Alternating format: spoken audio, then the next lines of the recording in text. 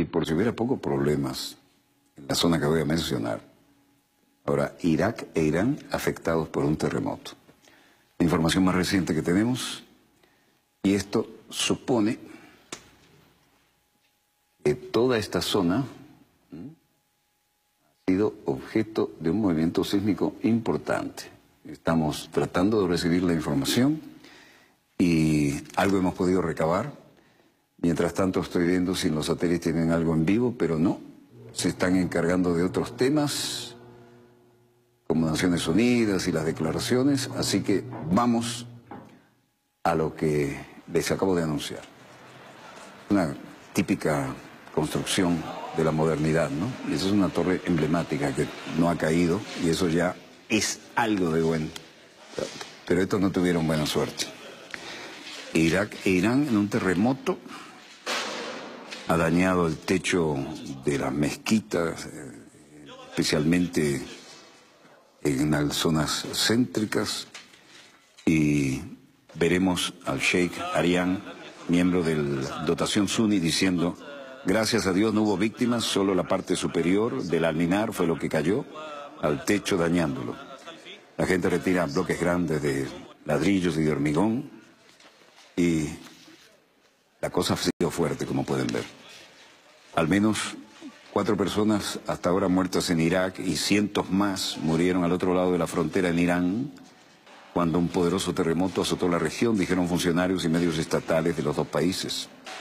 El Servicio Geológico de Estados Unidos dijo que el sismo tuvo una magnitud 7.3, mientras que un funcionario de meteorología iraquí puso la magnitud en 6.5 con el epicentro en Penguin, en la provincia de Sulaymaniyah, en la región semiautónoma del Kurdistán, cerca de la principal cruce fronterizo con Irán. Las últimas informaciones ahora suben el número de bajas. Dicen que al menos 450 personas murieron y más de 2.500 resultaron heridas por el terremoto en la provincia iraquí de Kermanshah, en la frontera iraquí, informó la agencia de noticias ISNA.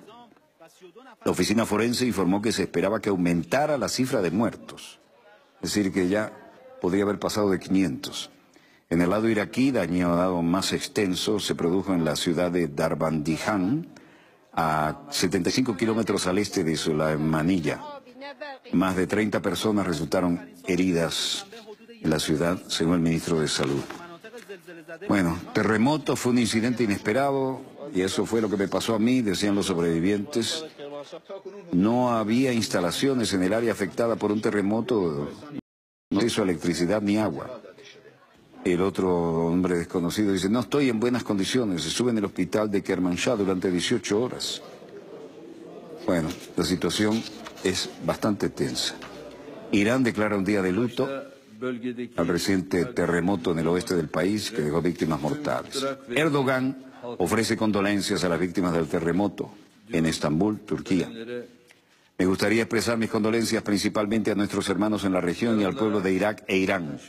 Me gustaría ofrecer mis condolencias por los que murieron y deseo la recuperación de los heridos. Con la coordinación de la AFAD, la Agencia de Gestión de Desastres Naturales de Turquía, y la Media Luna Roja Turca, que es el equivalente a la Cruz Roja, ¿no? Un convoy de 50 camiones ha entrado en Irak desde la puerta fronteriza de Jabur. También proporcionamos todo el apoyo necesario en términos de necesidades urgentes como medicamentos, mantas, carpas y continuaremos haciéndolo. El presidente turco ofreció la rueda de prensa para sus condolencias y anunciar la ayuda a las víctimas. En una conferencia de prensa en el aeropuerto Atatürk de Estambul, Erdogan dijo que la Media Luna Roja Turca y la Agencia de Administración de Desastres Naturales, AFAD, había enviado un convoy con 50 camiones de ayuda a Irak para enfrentar la ayuda humanitaria, principalmente satisfacer las necesidades más urgentes de las víctimas, como medicamentos, carpas, mantas y elementos de subsistencia. La televisión estatal iraní dijo que más de 348 personas murieron solo en Irán y al menos 6.600 resultaron heridas en el terremoto. Reitera la magnitud 7.3 del domingo. Funcionarios de salud kurdos dijeron que al menos 6 personas murieron en Irak y 68 resultaron heridas. Un funcionario de meteorología iraquí puso su magnitud en 6.5 con el epicentro en Penguin, en la provincia de Sulaymaniyah, en la región del Kurdistán, cerca del principal cruce fronterizo con Irán. Los residentes de la ciudad de Diyarbakir, en el sureste de Turquía, también informaron haber sentido un fuerte temblor, pero no hubo informe de daños y víctimas allí. Cajas de ayuda llegan. Turquía ayuda a Irak tras el terremoto. La Agencia Nacional de Gestión de Desastres, AFAD, la Media Luna Roja turca, envían ayuda humanitaria al sitio del terremoto. La Media Luna turca trasladaron camiones que portaban 3.000 tiendas de campaña y calefactores, 10.000 camas y mantas hacia la frontera iraquí, dijo el presidente de la Media Luna Roja turca, Kerem Kinik, en un tuit de última hora.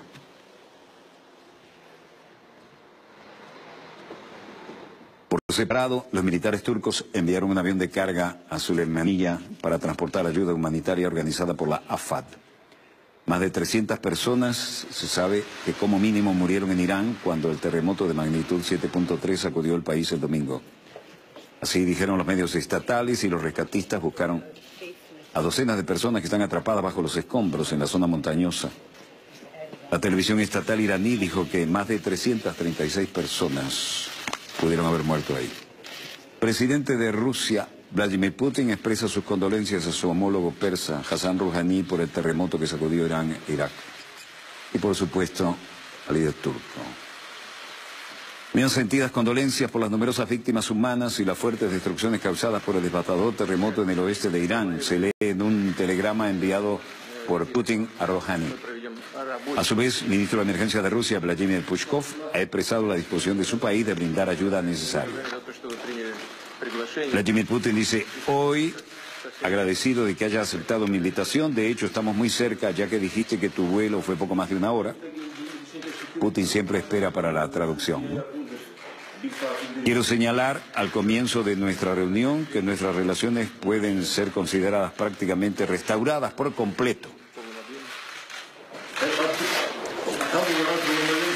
Aunque el año pasado hubo una caída de volumen de negocios de productos básicos del 34%, este año se ha incrementado en 38% y solo en los primeros 8 o 9 meses de este año.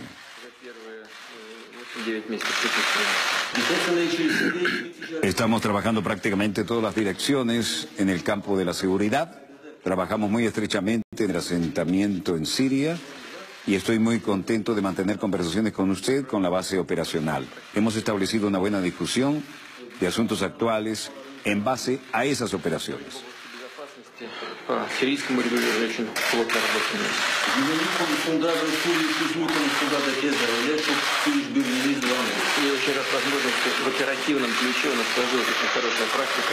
В оперативном ключе обсуждать текущие вопросы. Силы bir gelip gündemdeki maddeleri dile getirme imkanımız olduğundan seninle tabii. Очень рад вас видеть. Добро пожаловать. Tekrar sizi görmeye çok sevindim. Hoş geldiniz. Özellikle bu normalleşme süreci içerisinde. Dijo, en todo caso, dijo Putin, estoy muy feliz de verte. Y Erdogan dijo, nuestras frecuentes reuniones durante este proceso de normalización se han fortalecido aún más. Y así es el caso con las relaciones entre Turquía y la Federación Rusa. El presidente ruso Vladimir Putin dio la bienvenida a Sochi a su homólogo turco Tayyip Erdogan. Erdogan dijo que irá a Rusia, que discutiría con Putin cómo lograr una solución política en Siria. Ahora estamos en el ámbito de las Naciones Unidas y nuestro embajador y representante, Venezuela, repudia la decisión del Consejo de la Unión Europea que pretende imponer sanciones al pueblo venezolano. Los miembros del Consejo han rechazado debido a que la situación en Venezuela es un asunto absolutamente que corresponde a los venezolanos tratar y por supuesto no constituye una amenaza a la seguridad, a la paz y a la seguridad internacionales.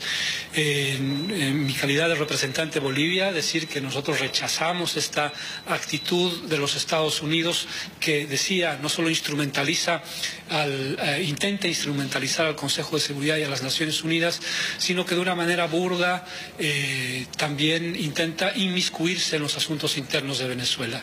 Y existe una razón fundamental para ello. Uno es, por supuesto, sus ánimos de injerencia, pero la respuesta a las motivaciones son claras y tienen que ver con que Venezuela es el país que tiene más reservas de petróleo en el mundo. Nosotros rechazamos esta actitud y continuaremos condenándola. Dicho esto, me permito ofrecerle la palabra al embajador de Venezuela. Gracias, querido embajador de Bolivia. Gracias, querido embajador de la Federación Rusa. Y gracias, querido embajador de China, por estar aquí hoy con nosotros y por su presencia y solidaridad en este momento. Venezuela denuncia el carácter ilegal de esta reunión informal convocada por la delegación de los Estados Unidos de América para tratar los asuntos internos de nuestra nación. Se trata de una clara violación de los propósitos y principios de la Carta de las Naciones Unidas. Es una mentira de los Estados Unidos cuando se hace creer al mundo y en particular se intenta hacer creer a los venezolanos que el Consejo de Seguridad está tratando el tema de Venezuela. La reunión que está teniendo lugar en este momento en las Naciones Unidas es parte de la agenda política de la misión de los Estados Unidos, que por cierto tiene mucho de agenda personal de esta misión. En esta reunión, esta fase que ha convocado los Estados Unidos, como pueden observar, están ausentes países claves del Consejo de Seguridad, tal como la Federación Rusa, China, Bolivia y Egipto. Y son escasos los embajadores del Consejo de Seguridad que han acudido a esta convocatoria porque entienden que Venezuela no forma parte de la agenda del Consejo de Seguridad, ya que no representa una amenaza a la paz ni a la seguridad internacional. Esta reunión, esta farsa de hoy, es un acto hostil de los Estados Unidos y a todas luces un acto injerencista que vulnera el principio de soberanía de un Estado miembro de las Naciones Unidas. Estados Unidos ha desatado una campaña sistemática contra nuestro país, la cual incluye medidas coercitivas, unilaterales e ilegales contra funcionarios gubernamentales y contra nuestra economía nacional en detrimento de todo el pueblo venezolano. La comunidad internacional debe saber que Venezuela resolverá sus problemas internos en el marco de sus leyes y su constitución. No aceptamos injerencias ni tutelajes de ningún tipo. Estados Unidos de América trata de utilizar el Consejo de Seguridad como garante de la paz y la seguridad internacionales. No deja de ser paradójico que Estados Unidos pretende erigirse como defensor de los derechos humanos cuando su país aplica la pena de muerte, discrimina a sus minorías, maltrata y agrede a los migrantes, contempla la tortura, tiene cárceles como Guantánamo y un largo historial de guerras e invasiones, no solo en nuestro continente, sino en los hermanos pueblos árabes y africanos, donde se violan masivamente sus derechos humanos. Rechazamos este acto de manipulación política por parte de los Estados Unidos como miembro permanente del Consejo de Seguridad, quien abusa de sus prerrogativas y poder para tratar de imponer su agenda geopolítica en prejuicio del multilateralismo y la paz. El gobierno de la República Bolivariana de Venezuela ha hecho un llamado al diálogo y seguiremos insistiendo en este tema con la oposición venezolana. Tal y como se ha anunciado, el próximo 15 de noviembre se retomarán las reuniones con la oposición en República Dominicana. A pesar de las agresiones estadounidenses, tengan la certeza de que Venezuela no cejará en su compromiso a favor de la paz, la democracia participativa y protagónica, los derechos humanos y el desarrollo económico del pueblo venezolano en el marco de su derecho a la libre autodeterminación y su ordenamiento jurídico. No estamos solos, Venezuela se respeta. Muchas gracias. Acabamos de recibir el texto de un comunicado oficial que vamos a compartir con ustedes. Y dice así: Venezuela repudia decisión del Consejo de la Unión Europea que pretende imponer sanciones al pueblo venezolano. En este sentido, se desarrolla de la siguiente manera. La República Bolivariana de Venezuela repudia enérgicamente la decisión del Consejo de la Unión Europea al pretender imponer ilegales, absurdas e ineficaces sanciones contra el pueblo de Venezuela, violando principios de respeto a la soberanía, la autodeterminación de los pueblos y la no injerencia en los asuntos internos de los estados, establecida en la Carta de las Naciones Unidas. Las instituciones europeas demuestran su lamentable y vergonzosa subordinación a los dictámenes del gobierno de Estados Unidos. Siguiendo la agresiva línea de conducta de Washington, el Consejo Europeo justifica sus acciones con argumentos calcados de los documentos sancionatorios que contra Venezuela y su pueblo ha generado recientemente la administración Trump. El Consejo Europeo pretende además convencer al mundo de un supuesto consenso entre sus Estados miembros para adoptar estas medidas hostiles, cuando la realidad es que las grandes economías europeas ejercieron notables presiones hacia el resto de los gobiernos del bloque y hacia las propias instituciones de la Unión Europea, dejando en evidencia las notables desigualdades y ausencia de democracia interna en la Unión. No es simple coincidencia que el Consejo de la Unión Europea adopte estas acciones ofensivas en víspera de la reactivación de la Mesa de Diálogo Nacional en República Dominicana, anunciado tanto por el Ejecutivo Nacional como por la oposición venezolana. Lejos de contribuir con la concordia y la paz en Venezuela, la Unión Europea ha aprobado decisiones hostiles que solo procuran el fracaso del diálogo nacional y buscan favorecer a quienes han generado violencia política, muerte y destrucción como mecanismos para acceder al poder por vías inconstitucionales. Vale la pena de la Asamblea Nacional Constituyente. Venezuela ha retornado a la paz política y social.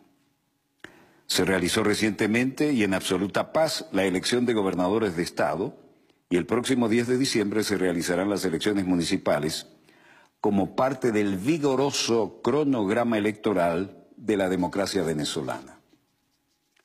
Es de hacer notar que estas pretendidas sanciones no solo agreden al pueblo venezolano, sino también al casi millón de europeos que escogieron a nuestro país como su hogar y que han sufrido directamente los embates de la violencia política, la economía generada por la oposición en meses pasados, porque es la violencia política y económica.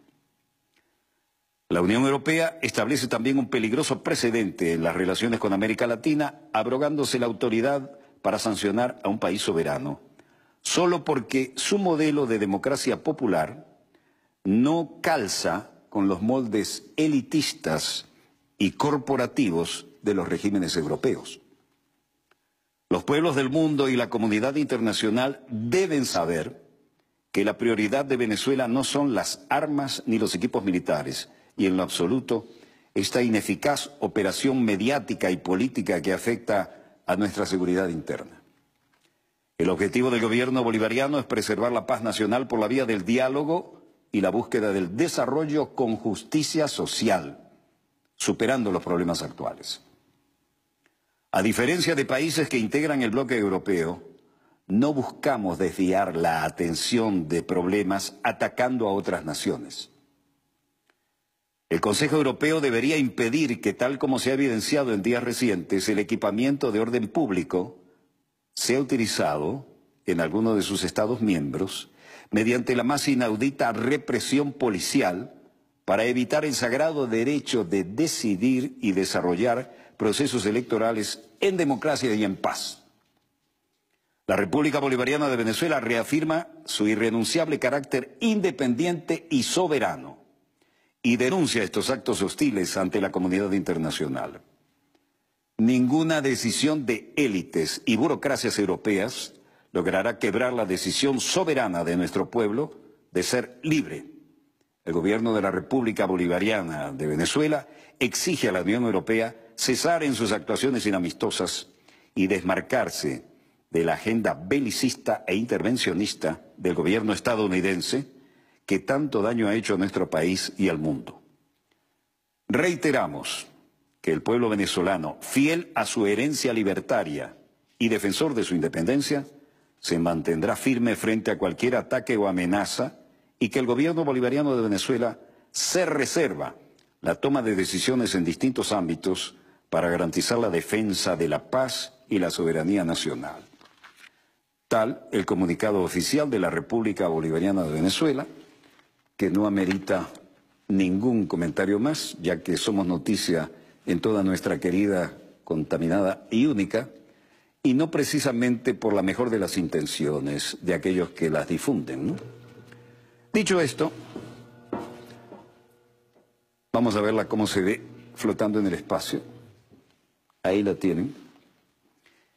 Y por supuesto, les deseamos a todos un feliz descanso. Les agradecemos habernos acompañado hasta este momento.